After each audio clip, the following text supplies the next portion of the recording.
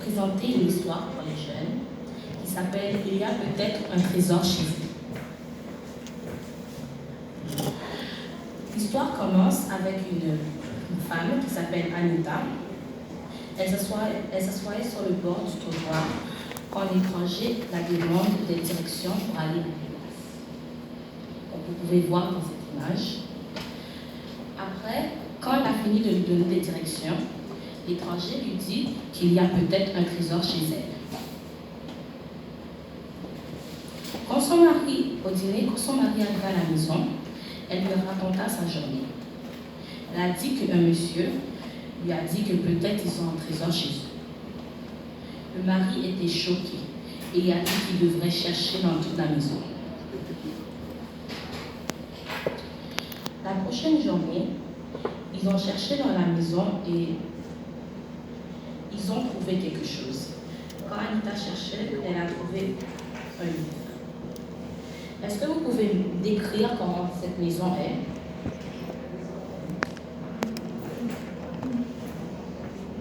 Est-ce qu'il y a des jeunes volontaires?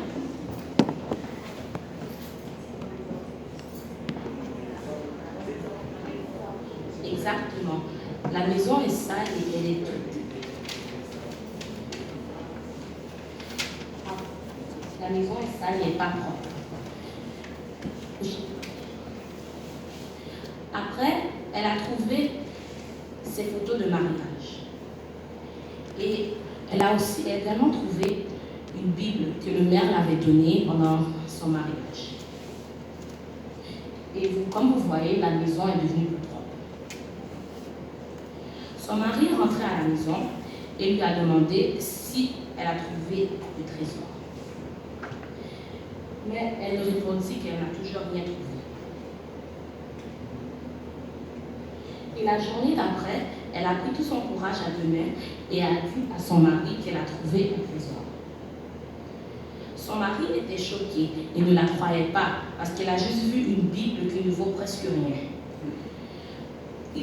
Il pensait qu'elle avait trouvé des diamants ou des pièces d'or. Il avait dit de fermer les rideaux. Mais en voyant un livre, il était fâché. Mais quand il a vu le visage de sa femme, qui était toute heureuse, comme une nouvelle personne, il a essayé de lire la Bible avec elle. Et il a réalisé que le trésor, ce n'est pas la couverture de la Bible, mais c'est ce qui est à l'intérieur.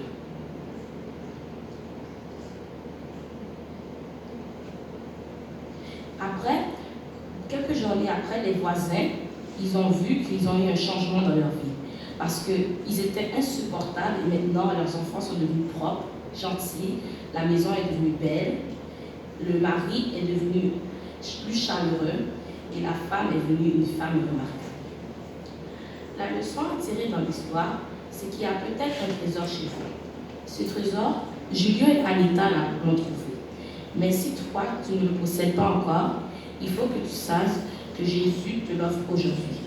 Sa grâce, son pardon, son sang versé pour toi. Un sauveur, la vie éternelle. En un mot, Jésus, il est aussi pour toi. Amen.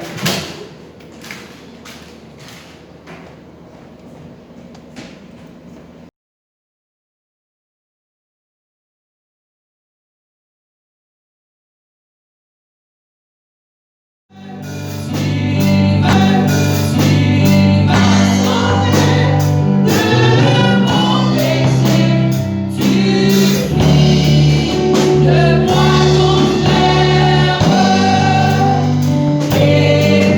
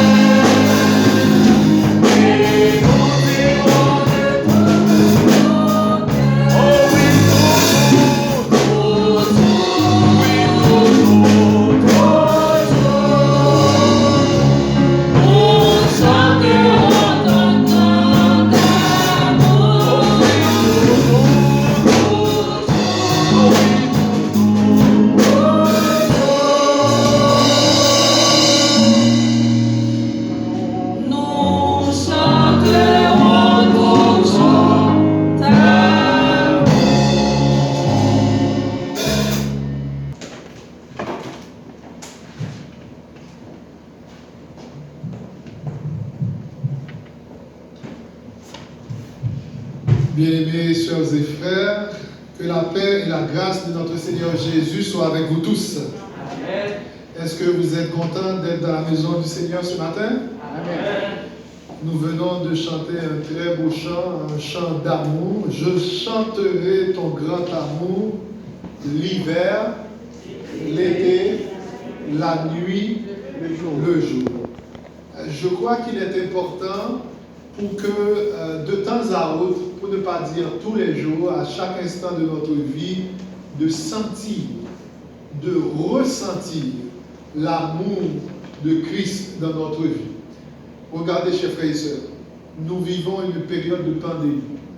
De janvier à aujourd'hui, beaucoup de gens sont passés de vie à trépas. Mais nous sommes encore vivants. Amen. Amen. La parole de Dieu déclare, ce ne sont pas les morts qui célèbrent l'Éternel, mais c'est les vivants, n'est-ce pas vrai? Et nous sommes des vivants. Nous sommes des vivants. Nous bénissons le nom de l'Éternel pour sa grâce manifestée envers nous. Laissez-moi vous dire, chers amis, et juste en passant, j'ouvre une petite parenthèse, nous pouvons prendre toutes les précautions possibles contre le virus, contre toutes sortes de problèmes, maladies, et j'en passe, mais c'est Dieu qui nous protège. Amen. C'est Dieu qui nous protège parce que même les médecins ont attrapé cette maladie. Les médecins, ils connaissent, ils sont mieux informés que nous et ils se protègent, mais malheureusement, il y en a qui perdent leur vie. Bon, alors, nous faisons ce qui est en notre pouvoir, mais l'Éternel, c'est lui qui nous protège. Dans le psaume 91, c'est Dieu qui a déclaré que dans la parole de Dieu, il est écrit que 1000 tombent et 10 000 à ta droite, tu ne seras pas atteint. Waouh! Et n'oubliez pas que le peuple de Dieu, quand il était en esclavage, il y avait beaucoup de plaies qui ont frappé les Égyptiens, mais le peuple de Dieu était épargné. Donc, nous servons un Dieu d'amour. Donc, pourquoi ne pas chaque instant chanter son amour, mais aussi le remercier pour tout ce qu'il a fait pour nous. J'aimerais prendre le temps pour remercier les jeunes, on va dire les responsables des jeunes, sœur Sandy et sœur Vanessa, pour ce geste qu'elles ont préparé pour les nouveaux baptisés. Nous avons un coin des jeunes où les jeunes peuvent, à chaque samedi, ils peuvent préparer un point quelconque pour l'édification de l'Église. Nous voulons donc profiter pour remercier sœur Laurie, fraîchement baptisée. Elle a préparé quelque chose pour venir présenter à l'Église. Nous remercions sœur Dominique qui l'avait préparé pour cette présentation. Quand j'ai vu que sœur Sandy et sœur Vanessa ont commencé à donner des cadeaux, j'ai dit, mais vous avez oublié quelqu'un, il y a sœur Raina qui est là. Mais non, c'était juste pour les nouveaux baptisés. Mais je dis, bah, écoutez, il faut prendre je demande à sœur Sandy et Vanessa de prendre les contacts de Raina pour l'encourager aussi afin qu'elle puisse se faire baptiser comme ça. Vous lui donnerez son cadeau, n'est-ce pas? D'accord. Alors ton cadeau est prêt là, mais on attend juste le moment opportun. D'accord, c'est Raina? Parfait. Nous sommes contents que vous soyez avec nous ce matin. Nous sommes dans la maison de Dieu et nous allons dans quelques instants méditer sur sa parole. Pour ce faire, je vous invite à courber la tête pour une courte prière. Notre Seigneur et notre Dieu, nous te disons merci d'avoir conduit nos pas ici dans ta maison en vue de te rechercher, afin que tu puisses nous bénir, que tu puisses nous parler, afin que nous soyons transformés, sanctifiés par ta parole. Reste avec nous, Seigneur, et bénis-nous, fais-nous sentir ta présence. Nous t'en prions ainsi, au nom de Jésus. Amen. Notre texte de méditation pour ce matin se trouve dans Job 22, le verset 21. Job 22, verset 21, c'est un passage, je dirais, riche. Lisons ensemble. lisons ensemble, le texte nous dit, attache-toi donc à Dieu et tu auras la paix. Tu jouiras ainsi du bonheur. Waouh! Je pense que le texte doit venir nous chercher. Parce que nous vivons des temps difficiles. Vous êtes d'accord avec moi? Nous vivons des temps difficiles où le monde fait face à cette pandémie et il y a beaucoup de rumeurs, beaucoup d'incertitudes. Regardez, l'école vient de réouvrir et les jeunes font face à cette pandémie. Dans les nouvelles, on annonce qu'il y a beaucoup de cas de Covid qui se sont découverts dans les établissements, dans les écoles. Donc, fait que il y a beaucoup d'inquiétudes, il y a la peur. Mais ce passage nous dit, attache-toi donc à Dieu et tu auras la paix. Chers frères et sœurs, le monde entier a besoin de savoir que pour avoir la paix, c'est seulement Jésus qui peut nous la donner. D'ailleurs, Jésus lui-même a déclaré, je vous donne la paix. Encore, je vous laisse ma paix, comme le monde la donne. Ensuite, que votre cœur ne se trouble pas. Regardez, chers frères et sœurs, ça veut dire que les hommes peuvent vous faire des promesses de paix, mais ce ne sera jamais la paix que Jésus peut nous donner. D'accord? Ce ne sera jamais la paix que Jésus veut vous donner. Quand vous avez Jésus dans votre cœur, le monde peut s'écrouler autour de vous, mais vous n'aurez rien à craindre. Rien à craindre. Parce que vous savez que votre vie est cachée en Jésus. Et si Dieu permet que votre vie soit passée, que vous soyez frappé par la mort, mais il vous a promis quoi? La vie éternelle. Quand il reviendra, les morts en Christ ressusciteront. Mais Dieu étant un Dieu d'amour, non seulement il nous promet la paix, il nous dit que tu jouiras ainsi du bonheur. Le vrai bonheur se trouve en Jésus. En Jésus. En sorte que le peu de temps que nous avons à passer sur cette terre, nous devons la passer en compagnie de Dieu. Et Dieu nous procurera la paix et le bonheur. Chers frères et sœurs, notre amour pour Dieu devrait nous permettre de trouver un réel plaisir à découvrir quelle est sa volonté et à le faire. Je reprends. Notre amour pour Dieu devrait nous permettre de trouver un réel plaisir à découvrir quelle est la volonté de Dieu et aussi à le faire. Comment pouvons-nous connaître la volonté de Dieu? À travers sa parole. Dans, je pense que c'est Jean 1er qui est écrit, la parole a été faite chair. Ok, on reprend. La parole était avec Dieu et la parole était Dieu. Mais la parole aussi était venue habiter parmi nous, n'est-ce pas vrai? La parole a été faite chair et elle a habité parmi nous pleine de grâce et de vérité. Alors cette parole symbolisait Jésus qui est venu habiter parmi nous. Et Jésus nous a laissé sa parole. La parole a été faite chair, mais Jésus nous a laissé sa parole puisque la Bible, de Genèse à l'Apocalypse, nous parle de Jésus. L'Ancien Testament nous parle de Jésus qui devait venir, n'est-ce pas? Maintenant, le Nouveau Testament, Jésus est venu, il est mort, il est ressuscité, il est monté aux cieux, mais aussi, le Nouveau Testament nous dit que Jésus, il reviendra. En sorte que, chers frères et sœurs, si nous voulons faire la volonté de Dieu, si nous voulons nous attacher à Dieu, nous devons justement apprendre à connaître la volonté de Dieu et aussi à le faire. Je pense que vous connaissez ce passage trouvé dans Jean 14, verset 15. Jésus qui l'a déclaré. Qu'est-ce qu'il avait dit? Si vous m'aimez, tout est une question d'amour.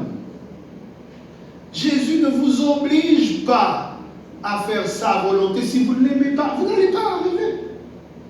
Vous n'allez pas arriver. Vous allez trouver que c'est trop dur pour venir à l'église un samedi matin. Vaut mieux rester à la maison, dormir et se réveiller à midi. Mais si vous aimez Dieu, vous allez trouver non. Dieu m'a donné 6 jours pour faire tout ce que je veux, pour aller travailler, vaquer à mes occupations personnelles. Il me demande seulement de venir l'adorer le 7e jour. Je vais donc mettre ce temps à part pour adorer le Dieu créateur. Car c'est lui qui nous a donné la santé, qui nous a protégés au cours de la semaine, qui nous a donné l'intelligence, qui nous a donné de quoi manger, de quoi nous vêtir. Il nous a tout donné. Et il nous demande un tout petit temps pour l'adorer. Donc, notre amour pour Dieu, je reprends la phrase, notre amour pour Dieu devrait nous permettre de trouver un réel plaisir à découvrir quelle est sa volonté et à le faire. Et effectivement, si nous aimons Dieu, nous allons garder ses commandements. Et pour connaître les commandements de Dieu, eh bien, c'est dans sa parole. Dans Psaume 37, verset 4, Dieu nous fait une belle promesse. Qu'est-ce qu'il est écrit? Il est dit, fais de l'Éternel tes délices, il te donnera ce que ton cœur désire. Waouh! Waouh! C'est beau. Si vous connaissez la parole de Dieu, vous allez vous sentir rassuré. Rassuré pourquoi? Parce que Dieu nous met au défi. Il nous dit que si je lui donne un petit temps, si je lui accorde une place de choix dans mon cœur, si je fais de l'Éternel mes délices, qu'est-ce qu'il va me donner? Pas n'importe quoi. Ce que ton cœur désire. Waouh! Nous ne servons pas un bon Dieu? Nous ne servons pas un Dieu d'amour? D'ailleurs, Jean 3, verset 16, nous dit quoi? Dieu a tant aimé le monde qu'il a donné son Fils unique afin que quiconque croit en lui ne périsse point, mais qu'il ait la vie éternelle. En sorte que si le Dieu créateur a sacrifié son propre Fils, son unique Fils, pour qui? Pour moi, pour toi, pour que tu puisses avoir la vie éternelle, mais qu'est-ce qu'il ne peut pas te donner sur cette terre? Les biens matériels ou autre, j'en parle. Il a sacrifié son Fils, son unique Fils, qui n'avait point péché.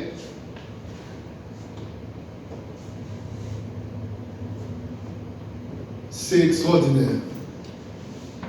J'aimerais qu'on lise Ésaïe 53, les versets 3 à 7, juste pour nous rappeler qu'est-ce que Jésus a souffert pour nous. Ésaïe 53, les versets 3 à 7, qu'est-ce que Jésus a souffert pour nous? Il était méprisé et abandonné des hommes, homme de douleur et habitué à la souffrance, semblable à celui dont on détourne le visage. Nous l'avons dédaigné, nous n'avons fait de lui aucun cas. Cependant, ce sont nos souffrances qu'il a portées. C'est de nos douleurs qu'il s'est chargé. Et nous l'avons considéré comme puni, frappé de Dieu, humilié. Mais il était blessé pour nos péchés, brisé pour nos iniquités. Le châtiment qui nous donne la paix est tombé sur lui. Et c'est par ses meurtrissures que nous sommes guéris. Amen. Amen. Chers frères et sœurs, nous n'avons aucun mérite quand nous nous approchons de Dieu. C'est pourquoi quand nous prions, il faut toujours terminer notre prière au nom de... Ça voudrait dire par les mérites de Jésus. Quand nous prions, c'est les sacrifices de Jésus, le sang de Jésus qui permet à ce que Dieu puisse recevoir notre requête. Et c'est pourquoi la Bible déclare que si nous péchons, nous avons un avocat auprès du Père. C'est qui cet avocat? C'est Jésus qui intercède en notre faveur. Il se présente devant Dieu le Père comme étant notre avocat pour dire que il est mort pour moi, il est mort pour toi, il est mort pour toi. C'est pourquoi que quand nous prions, nous devons avoir la foi dans les sacrifices de Jésus. Chers frères et sœurs, n'oubliez pas le titre du message. Attache-toi donc à Dieu et tu auras la paix, tu jouiras du bonheur. Je ne veux pas vous faire un long sermon ce matin. Je veux juste vous montrer que dans la parole de Dieu, il y a beaucoup de promesses. Et les promesses de Dieu sont certaines et véritables. Donc, quand vous vous approchez de Dieu, dites que Dieu, tu as dit telle chose dans ta parole. Voilà, je fais confiance à ta parole et toi-même accomplis cette parole dans ma vie. Et vous allez voir. Car il n'est pas un Dieu pour mentir, ni un pécheur pour se repentir. Lisons les 3 premiers versets du psaume 1er. Regardez ce qui est écrit. Dans le psaume 1er, les 3 premiers versets, il est dit « Heureux l'homme qui ne marche pas selon les conseils des méchants, qui ne s'arrête pas sur la voie des pécheurs et qui ne s'assied pas en compagnie des moqueurs, mais qui trouve son plaisir, où ça? Et qui la médite jour et nuit. Et comment est cette personne-là? Il est comme un arbre planté près d'un courant d'eau qui donne son fruit en sa saison et dont le feuillage ne se flétrit point. Tout ce qu'il fait lui réussit. Tout ce qu'il fait lui réussit. Pourquoi tout ce qu'il fait lui réussit? Parce qu'il a passé son temps à méditer la parole de Dieu. Vous êtes d'accord avec ça? En sorte que, même quand Dieu vous donne 6 jours pour vaquer à vos occupations, mais il faut toujours prendre du temps, le matin, le soir, même à midi, quand vous avez un petit temps de break, mais vous méditez sur un passage, sur quelque chose. Ne perdez pas votre temps en compagnie des moqueurs. Il y a grillé d'ailleurs, mais quand tu pourrais dire qui rit le premier, le dernier. Mais si nous mettons notre confiance en l'Éternel, nous méditons sa parole, eh bien, tout ce que nous faisons, nous allons réussir. Waouh! Comment ne pas servir un Dieu pareil, chers frères et sœurs? Un Dieu qui nous aime tant, un Dieu qui veut notre bonheur, un Dieu qui veut tout nous donner, la réussite sur cette terre, tant sur le plan spirituel, mais aussi que sur le plan matériel. Parce que la terre et tout ce qu'elle renferme appartient à l'Éternel. Ça ne veut pas dire le fait d'être chrétien, nous devons être pauvres, loin de là. Il n'y avait pas que des pauvres qui ont servi Dieu fidèlement, mais il y avait des hommes riches qui ont servi Dieu fidèlement. Sauf que Jésus avait dit qu'il est plus facile pour un chameau passer par une aiguille qu'un riche pour qu'il puisse rentrer dans le royaume des cieux, parce que souvent, nous faisons de notre bien, de notre argent, un Dieu. Nous accordons plus d'importance à ces biens matériels. Mais ça ne veut pas dire que tous les riches n'hériteront pas le royaume des cieux et que si nous avons de l'argent et que ça va être un handicap pour nous. Ça ne doit pas être un handicap pour nous si nous accordons Dieu la première place dans notre cœur.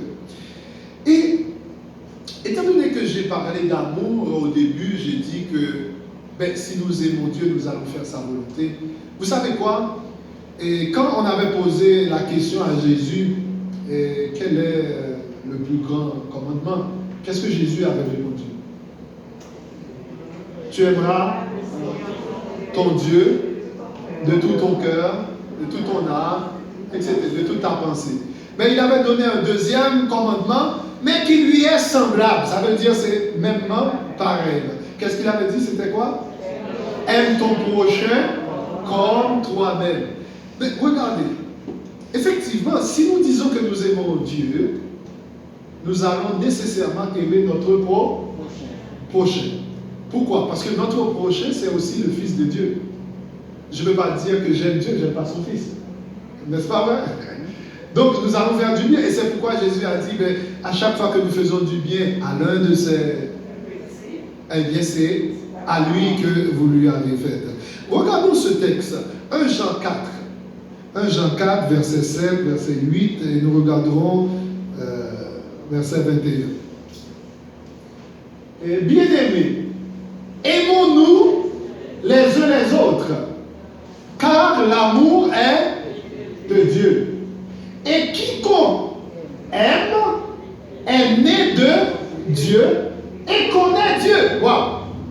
Arrêtons-nous là. Nous avons dit que le titre du message c'est Attache-toi donc à Dieu. Et ici on nous dit qu'on fait un lien. Nous apprenons avec l'amour que nous avons pour notre prochain. Je reprends ma pensée. Plus nous nous approchons de Dieu, qu'est-ce que nous allons faire tout bonnement? Oui, plus nous nous approchons de Dieu, qu'est-ce que nous allons faire tout bonnement? Nous allons aimer nos prochains. Parce que si nous nous aimons les uns les autres, qu'est-ce qui va se passer? Nous connaissons Dieu. C'est ce qui est écrit. Car l'amour est de Dieu, et quiconque aime est né de Dieu et connaît Dieu. Vous voyez? Celui qui n'aime pas n'a pas connu Dieu, car Dieu est amour. Vous savez pourquoi nous pouvons aimer? C'est parce que Dieu nous a aimés le premier. Je peux même ajouter, pourquoi nous avons senti ce besoin d'aimer? C'est parce que Dieu nous a créés à son image et à sa ressemblance. Parce que Dieu, il est un Dieu d'amour. Il nous a créés à son image. Donc nous aussi, en tant qu'êtres humains, nous avons besoin d'aimer. D'accord? Et si nous voulons montrer que nous connaissons Dieu, eh bien l'amour de Dieu doit briller en nous. Donc nous devons penser à ça. Un chrétien doit avoir l'amour les uns pour les autres. Et un chrétien doit aimer Dieu. Et vous ne pouvez pas dire que vous aimez Dieu si vous n'aimez pas votre prochain. Nous allons voir un autre texte. Le verset 21, qu'est-ce que ça nous dit le verset 21? Et nous avons de lui ce commandement que celui qui aime Dieu aime aussi son frère. Bon, voilà, le passage l'a dit. D'accord? Celui qui aime Dieu aime aussi son frère. Voilà, nous allons... Maintenant, comment nous pouvons manifester notre amour pour notre prochain? La Bible dit. 1 Jean 3, 17 à 19. Parce que nous ne pouvons pas aimer en parole, d'accord? Nous ne pouvons pas aimer en parole. Nous allons voir 1 Jean 3, 17 à 19. Si quelqu'un, lisez avec moi, si quelqu'un possède les biens du monde et que voyant son frère dans le besoin, il lui ferme ses entrailles, comment l'amour de Dieu demeure-t-il en lui? On va mentir. Impossible. Petits enfants, n'aimons pas en parole et avec la langue, mais en action et avec vérité. Par là, nous connaîtrons que nous sommes de la vérité et nous rassurerons nos cœurs devant lui. Dieu, c'est notre modèle. Il a tant aimé, qu'est-ce qu'il a fait? Il a donné. Aimé, il a donné. Parce qu'il nous aime.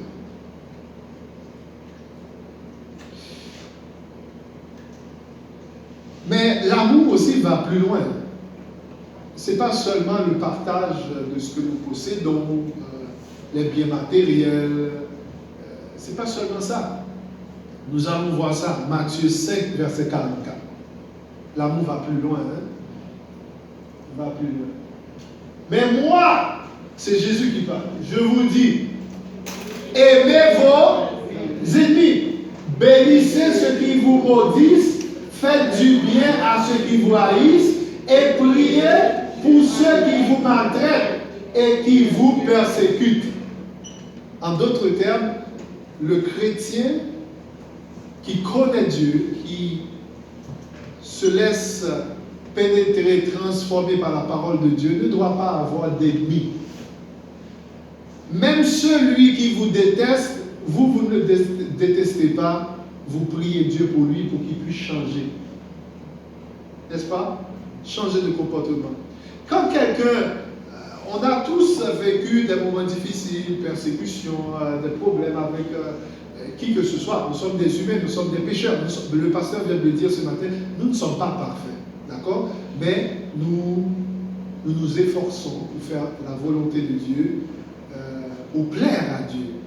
Et aussi pour notre bien-être. Parce que la Bible déclare, nous l'avons vu, nous aurons la paix, mais aussi du bonheur. Eh bien, même quand quelqu'un nous veut du mal, ne priez pas pour que Dieu puisse, je ne sais pas, casser pied pour ça, ballon maladie, ballon problème. Non, ne faites pas ce genre de prière. Parce que Dieu, c'est un Dieu d'amour. Il est un Dieu d'amour. Vous ne connaissez pas les plans de Dieu. Vous ne connaissez pas les plans de Dieu. Priez tout simplement pour que Dieu puisse changer les cœurs de cette personne-là qui vous laisse tranquille. C'est aussi simple que ça. N'est-ce pas? Parce que cette personne-là qui est en train de vous persécuter, demain il peut devenir un chrétien très fervent. Si vous priez pour que Dieu puisse le détruire, vous souvenez, bon, une petite parenthèse, vous connaissez l'apôtre Paul, qui persécutait les chrétiens, n'est-ce pas vrai? Lui, avec ses propres mains, il a tué beaucoup de chrétiens. Mais quand il a rencontré Jésus sur la route de Damas, regardez ce que Paul a fait. Le Nouveau Testament, la majorité des livres, c'est l'apôtre Paul qui les a écrits. Beaucoup d'églises, lui, c'est lui qui a implanté beaucoup d'églises. Éphèse, Corinthe et j'en passe. L'apôtre Paul. Donc, il était un persécuteur des chrétiens. Après, il est devenu un vrai serviteur de Dieu. Donc, quand nous prions, même nos ennemis, ne priez pas pour que freiner, racher, nous n'avons pas besoin de dire comme ça. Parce que c'est Dieu nous ne connaissons pas les plans de Dieu, c'est Dieu qui peut changer les cœurs. Donc nous pouvons prier pour que Dieu puisse intervenir, nous donner la délivrance. Regardez, chers frères et sœurs, même dans nos difficultés, il y a quelque chose que nous devons faire. Même dans nos difficultés, nous devons bénir le nom de l'Éternel. Dieu aime la louange. Dieu aime la louange. Dans Psaume 103, il est écrit « Mon âme bénit l'Éternel. Que tout ce qui est en moi bénisse son Saint-Nom. Mon âme bénit l'Éternel et n'oublie aucun de ses bienfaits. C'est lui qui pardonne toutes tes iniquités et qui guérit toutes tes maladies. » Bon, je ne vais pas faire un long discours sur ce passage. Ce que je veux vous montrer, c'est que des fois, nous traversons un moment difficile. Vous êtes d'accord avec moi? Nous connaissons tous des moments difficiles, à un moment donné dans notre vie. Mais nous oublions que Dieu nous avait tellement délivrés dans plein d'autres occasions par le passé. Oui ou non? Nous pouvons avoir un problème, une difficulté dans le moment présent, mais hier, avant-hier, Dieu a été bon pour nous, il nous a délivrés, il nous avait guéris soit d'une maladie, il nous avait donné ci, il nous avait donné ça. Et là, vous oubliez tout ce que Dieu a fait pour vous, la fidélité de Dieu, et puis vous regardez ce problème présent. Voilà. Vous comprenez? Souvent de fois, chers amis, les difficultés que nous avons en face de nous, c'est pour que nous puissions toujours aller à la rencontre de Dieu, aller chercher Dieu. Parce que si tout était très beau sur cette terre, laissez-moi vous dire que vous n'allez pas sentir un besoin d'aller chercher Dieu. Vous savez pourquoi dans la Bible on considère que l'Éternel est mon berger? Vous connaissez ce passage? L'Éternel est mon berger. Généralement, un berger, il a souvent quoi en main? Un bâton. Est-ce que le bâton, c'est pour tuer ces brebis? C'est pour faire quoi? Pour qu'il soit resté dans le droit chemin. Mais pendant que comment on dit, le petit brebis, ou bien la petite? La petite brebis laisse le chemin, qu'est-ce qu'il fait? Il donne un petit coup de bâton. Arrange-toi. Reste dans le droit chemin. Souvent fois aussi, les difficultés, certains petits problèmes que nous avons au cours de notre parcours, c'est pour nous rappeler, je dois aller chercher Dieu. Je dois demander Dieu de l'aide. Et ça va nous ramener sur le droit chemin.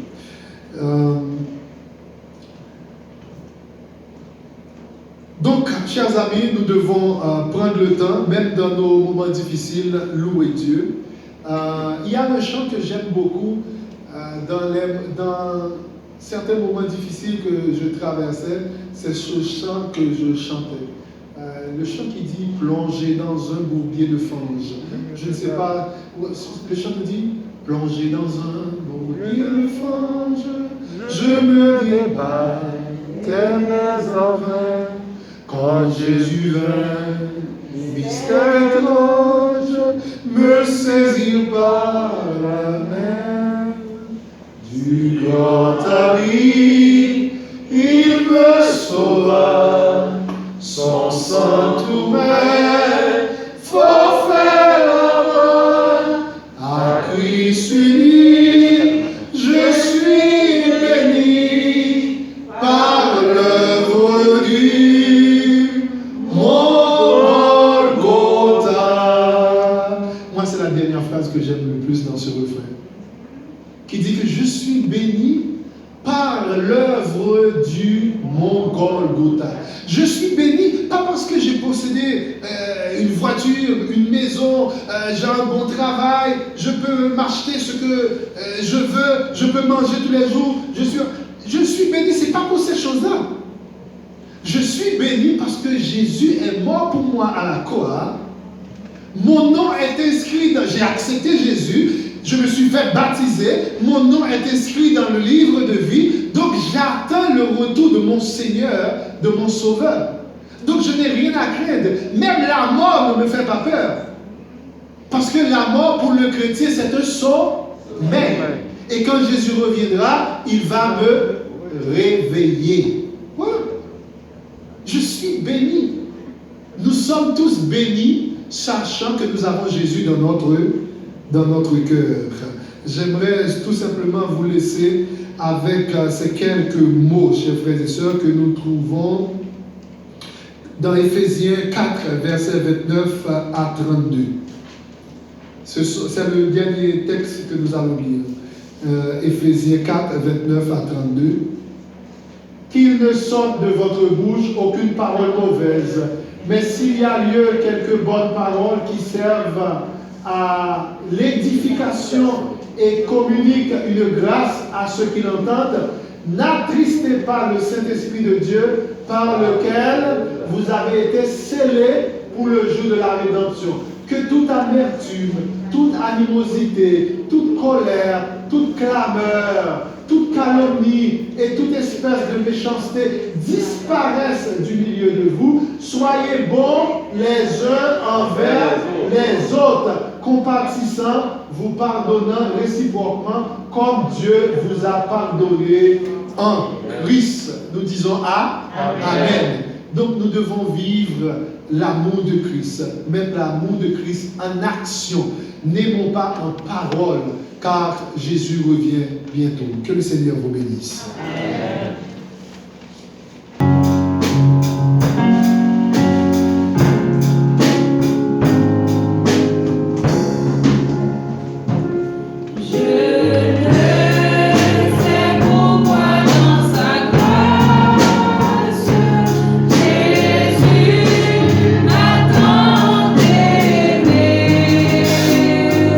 Pourquoi par son sang il est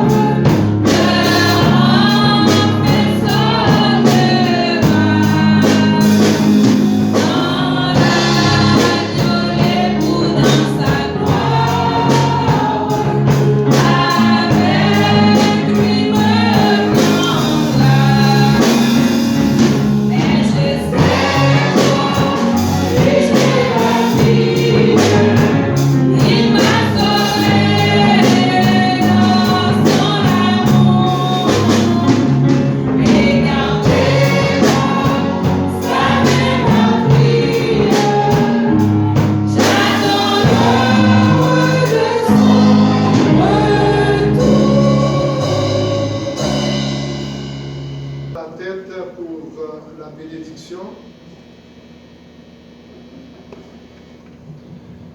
Notre Seigneur et notre Dieu, nous te remercions infiniment pour la proclamation de ta parole. Que cette parole, Seigneur, nous transforme. Que tu puisses nous renvoyer de ce lieu avec ta paix, ta grâce, l'onction de ton Saint-Esprit, car nous réclamons tout cela, non en vertu de nos mérites personnels, mais c'est au nom et par le seul mérite infini de ton cher Fils Jésus, lui qui vit et qui règne dès à présent et pour les siècles des siècles. Amen.